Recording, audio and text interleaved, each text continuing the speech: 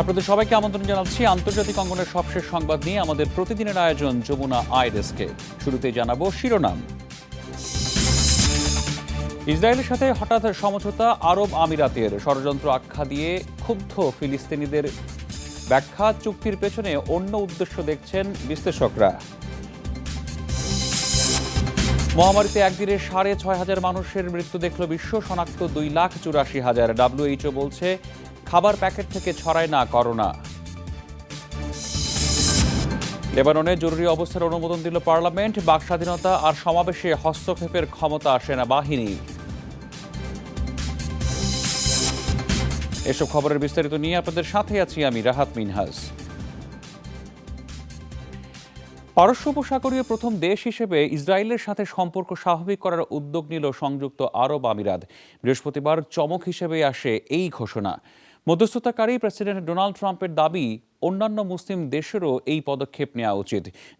যদিও ফিলিস্তিনিরা বলছে তাদের অধিকার আদায়ের সংগ্রামে এটি ছুরিকাঘাত। মুসলিম অধ্যুষিত মধ্যপ্রাচ্যে ইহুদি রাষ্ট্র ইসরায়েলের উপস্থিতি নিয়ে আপত্তি পুরো আরব বিশ্বেরই। তবে ইসরায়েলের সাথে প্রতিবেশীদের সম্পর্ক স্বাভাবিক করতে দীর্ঘদিন ধরে চেষ্টা চালিয়ে আসছে যুক্তরাষ্ট্র। বৃহস্পতিবার যাতে নতুন সাফল্যর খবর জানান মার্কিন প্রেসিডেন্ট। প্রথম উপসাগরীয় এবং তৃতীয় আরব দেশ হিসেবে ইসরায়েলের সাথে সম্পর্ক স্বাভাবিক করার সমঝোতা এসেছে সংযুক্ত আরব আমিরাত। ঐতিহাসিক সিদ্ধান্তের জন্য প্রধানমন্ত্রী বেনিয়ামিন নেতানিয়াহু এবং যুবরাজ মোহাম্মদ বিন জায়েদকে ধন্যবাদ জানাই। নিঃসন্দেহে এটা মধ্যপ্রাচ্য শান্তি প্রক্রিয়ার অংশ। আমার দূরদৃষ্টি বলছে এ পদক্ষেপের অংশ হতে ইচ্ছুক ফিলিস্তিনিরাও, তাই অন্যান্য মুসলিম দেশকেও এ পথ অনুসরণের আহ্বান জানাই। আরব আমিরাত বলছে দুই রাষ্ট্রভিত্তিক সমাধানে সহায়তার জন্যই এই সমঝোতা। বিনিময়ে আপাতত নতুন বসতি স্থাপন বন্ধের আশ্বাস দিয়েছে ইসরায়েল। যুক্তরাষ্ট্র ছাড়া নিজস্ব ভূমিতে সার্বভৌমত্ব কায়েম করতে পারত না ইসরায়েল। প্রেসিডেন্ট ট্রাম্পের আহ্বানে আরব আমিরাতের সাথে সমঝোতায় স্থগিত রাখা হয়েছে বসতি স্থাপন। আঞ্চলিক শান্তি প্রতিষ্ঠার লক্ষ্যেই দুপক্ষের জয়সূচক সমঝোতা হলো। এর মাধ্যমে পশ্চিম তীরে দখলকৃত জমিতে বন্ধ করা গেছে আগ্রাসন। একই সাথে মধ্যপ্রাচ্য শান্তি আলোচনায় ফিলিস্তিনের হয়ে কথা বলার সুযোগ বাড়ল। তবে এ সমঝোতায় তীব্র ক্ষোভ জানিয়েছে ফিলিস্তিন। তাদের অভিযোগ, ফিলিস্তিনিদের পিঠে ছুরি মারা হলো। ইসরায়েলের সাথে সখ্যতা গড়ে তোলা ফিলিস্তিনিদের পিঠে ছুরি মারা শামিল, কারণ ইহুদি রাষ্ট্র স্পষ্টভাবে বসতি স্থাপন থেকে সরার ঘোষণা দেয়নি। সমঝোতা অনুসারে শিগগিরই ইসরায়েলের সাথে বিনিয়োগ, পর্যটন, সরাসরি বিমান চলাচল, নিরাপত্তা ও পারস্পরিক দূতাবাস স্থাপনের চুক্তিতে যাবে আরব আমিরাত। মৌলি ইসলাম, যমুনা নিউজ। আরব আমিরাত ও ইসরায়েলের সমঝোতার খবরে বিশ্বজুড়ে মিশ্র প্রতিক্রিয়া। পশ্চিমারা বিষয়টিকে ঐতিহাসিক বললেও ফিলিস্তিনিদের দাবি ষড়যন্ত্রের শিকার তারা। আর বিশ্লেষকদের ইঙ্গিত, শান্তি প্রতিষ্ঠা মূল লক্ষ্য নয়। আরব আমিরাত ইসরায়েল সমঝোতার খবরে রীতিমতো উল্লসিত তেল আবিব। সিটি হলের দেয়ালে দুদেশের পতাকার আলোক প্রদর্শনীর মাধ্যমে বিষয়টি উদযাপন করছে তারা। ঠিক বিপরীত প্রতিক্রিয়া ফিলিস্তিনে। ক্ষোভে ফুঁসতে থাকা ফিলিস্তিনিদের অভিযোগ, ষড়যন্ত্রের শিকার তারা। আমরা 70 বছর যাবৎ দখলদারিত্বের মধ্যে আছি। এর মাঝে আরব আমিরাতের সাথে ইসরায়েলের সমঝোতা কোনোভাবেই শান্তি চুক্তি হতে পারে না। এটা পুরোপুরি ফিলিস্তিনিদের বিরুদ্ধে ষড়যন্ত্র। আগ্রাসী দেশগুলো আরব আমিরাতকে কাজে লাগিয়ে জোরপূর্বক শান্তি চুক্তিতে বাধ্য করতে চায় আমাদের।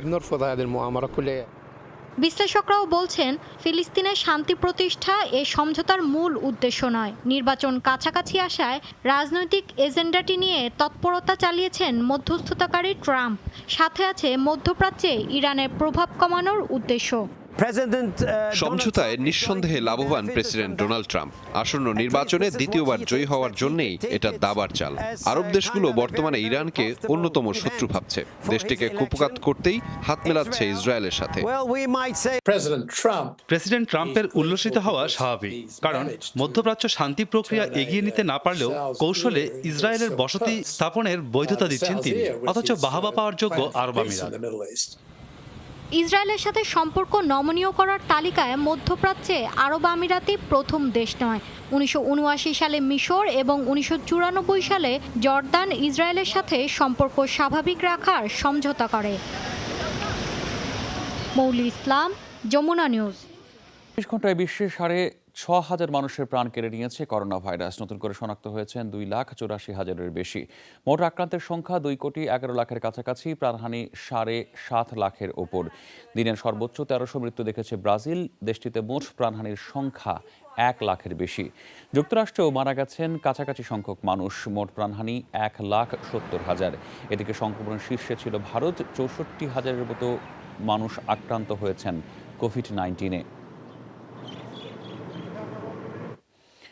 খাবার বা খাবারের প্যাকেট থেকে ছড়ায় না করোনা ভাইরাস, এমন দাবি বিশ্ব স্বাস্থ্য সংস্থার। এদিকে আগামী বছরই বাণিজ্যিক ভিত্তিতে ভ্যাকসিন উৎপাদনের ঘোষণা দিল ব্রিটিশ প্রতিষ্ঠান অ্যাস্ট্রাজেনেকা।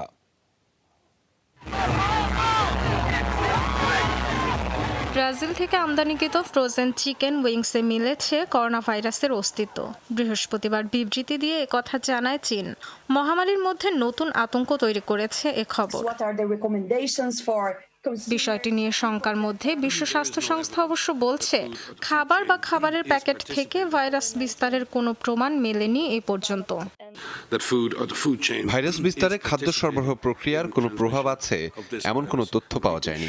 তাই এই বিষয়ে দুশ্চিন্তার প্রয়োজন নেই।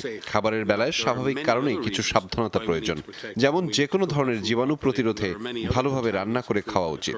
আলাদা করে কোভিড-19-কে ঝুঁকি হিসেবে দেখার প্রয়োজন নেই। করোনার ভ্যাকসিন নিয়ে চূড়ান্ত ধাপের হিউম্যান ট্রায়াল চালানো ব্রিটিশ প্রতিষ্ঠান অ্যাস্ট্রাজেনেকার আশা, নভেম্বর-ডিসেম্বরের মধ্যেই শেষ হবে পরীক্ষা। স্থানীয় কয়েকটি প্রতিষ্ঠানের সাথে চুক্তির ভিত্তিতে মহামারীর অন্যতম হটস্পট লাতিন আমেরিকায় 40 কোটি ডোজ ভ্যাকসিন সরবরাহের লক্ষ্য তাদের। বিশ্বজুড়ে প্রায় 2 বিলিয়ন ডোজ টিকা প্রয়োজন হবে। বিভিন্ন অঞ্চলে এর উৎপাদন হবে। অ্যাস্ট্রাজেনেকা আমাদের প্রতিষ্ঠানের মাধ্যমে 250 মিলিয়ন ডোজ উৎপাদন করবে, আর সেগুলো সরবরাহ করা হবে লাতিন অঞ্চলে। খুব শিগগিরই উৎপাদন শুরু করব। অনুমোদন প্রক্রিয়া শেষ হতেই বিপুল পরিমাণ ডোজ প্রস্তুত থাকবে। ভ্যাকসিন নিয়ে অনিশ্চয়তার মধ্যেই দ্বিতীয় দফায় সংক্রমণ বাড়ছে অনেক দেশে। পরিস্থিতির অবনতি হওয়ায় নতুন করে লকডাউনের সিদ্ধান্ত নিয়েছে পেরু। যুক্তরাজ্যে প্রবেশের পর 14 দিনের বাধ্যতামূলক কোয়ারেন্টাইনের তালিকায় যুক্ত হয়েছে ফ্রান্স, নেদারল্যান্ডস সহ আরও 4টি দেশ। দক্ষিণ কোরিয়ায় বেড়েছে ক্লাস্টার ভিত্তিক সংক্রমণ। ডরথি তাস্ট্রিন, যমুনা নিউজ। খিদে যখন যেখানে, সাথে থাক বেলামে। জনসমাগমে মাস্ক না পরায় 1.5 শতাধিক মানুষকে জরিমানা করেছে ফ্রান্সের পুলিশ। বৃহস্পতিবার নিজ শহরে চালানো হয় এই অভিযান। প্রত্যেককে 135 ইউরো, যা প্রায় 13,000 টাকার মতো আর্থিক জরিমানা করা হয়। প্যারিস সহ 4টি শহরে মাস্ক পরিধানে কড়াকড়ি আরোপ করেছে ফরাসি সরকার। সবশেষ 24 ঘন্টায় 2,700 মানুষের করোনা শনাক্ত হয়েছে দেশটিতে। মোট আক্রান্ত 2 লাখের বেশি, মারা গেছেন 30,000-এর বেশি মানুষ। এদিকে সংক্রমণ ঠেকাতেই প্রকাশ্যে ধূমপান নিষিদ্ধ করা হয়েছে স্পেনের গালিসিয়া ও ক্যানারি আইল্যান্ডে। আর এর সাথে যমুনা আইরেসকে সময় হলো একটা বিরতির। ফিরছে একটু পরে।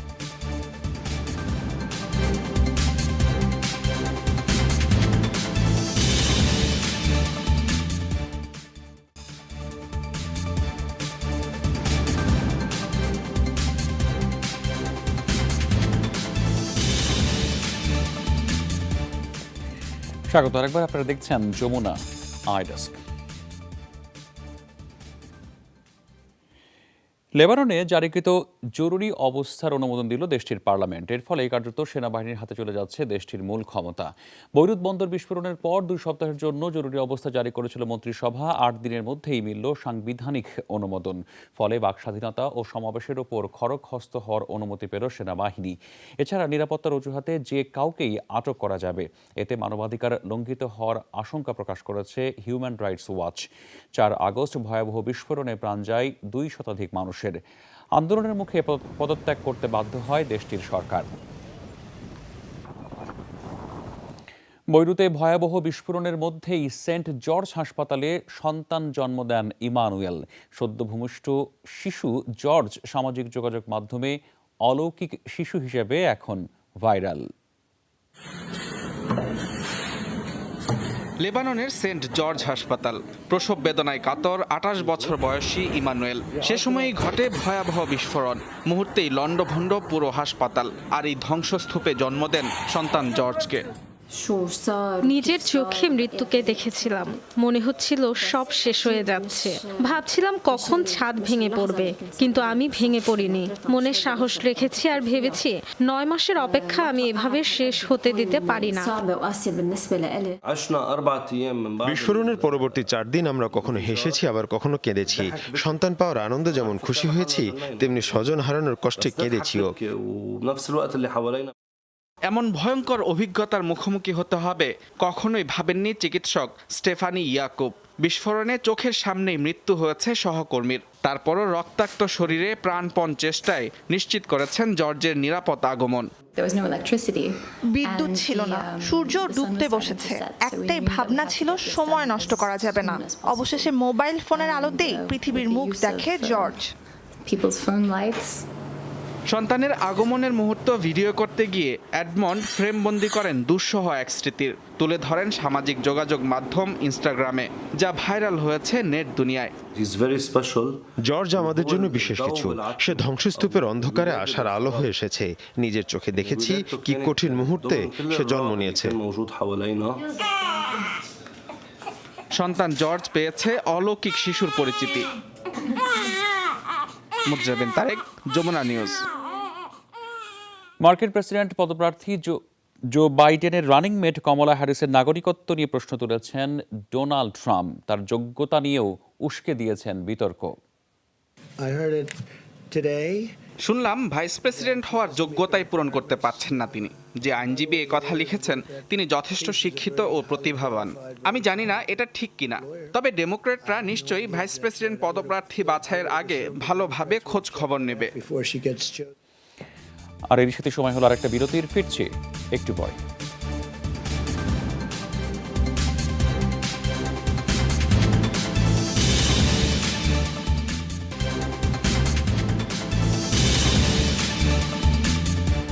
স্বাগত আরেকবার, আপনারা দেখছেন যমুনা আই ডেস্ক। জম্মু কাশ্মীরে বন্দুকধারী গুলিতে প্রাণ হারিয়েছেন পুলিশের 2 সদস্য। ভারতের স্বাধীনতা দিবসের ঠিক আগ মুহূর্তে ঘটল এই অনাকাঙ্ক্ষিত ঘটনা। পুলিশ জানিয়েছে শুক্রবার সকালে রাজধানীর শ্রীনগরে হয় গোলাগুলি। তাতে ঘটনাস্থলেই মারা যান 2 জন। গুরুতর আহত হয়েছেন 2 জন পুলিশ সদস্য। অস্ত্রধারীদের সন্ধানে চলছে চিরুনি অভিযান। পুলিশের দাবি হামলাকারীরা পাকিস্তান ভিত্তিক জয়শ-ই মোহাম্মদ জঙ্গি সংগঠনের সদস্য। এদিকে করোনা মহামারীর মধ্যেই নানা আয়োজনে ৭৩তম স্বাধীনতা দিবস উদযাপন করেছে পাকিস্তান।